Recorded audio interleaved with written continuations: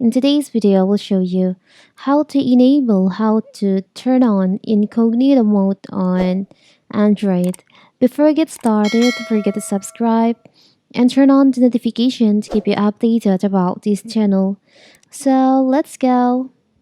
You are probably familiar with the private or incognito mode in your desktop browser, which stops details of your online activities being stored on your computer, but you can also use the same feature in many popular Android apps to keep you relatively anonymous.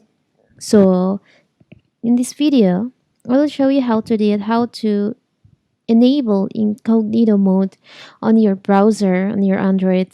It's very simple. So first of all, you can open your browser machine. Here's I'm using Chrome, and here you can go to here on the up right corner, three dots over here. You can just tap on that, and you'll find there is an option New Incognito tab. You can just tap on that. So now you've gone incognito. Other use this device won't see your activities, so you can browse more privately. And as you can see in here, you can't see what I'm doing on my browser after I enable this mode on my phone. It's only blank screen. I can't even screenshot in this page, so we can browsing save on your browser.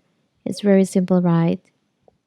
So your browsing is Chrome won't save your browsing history, cookies, and sites data.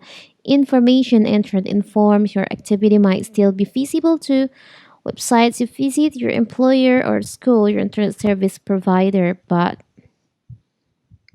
now, here's I'm on my incognito page.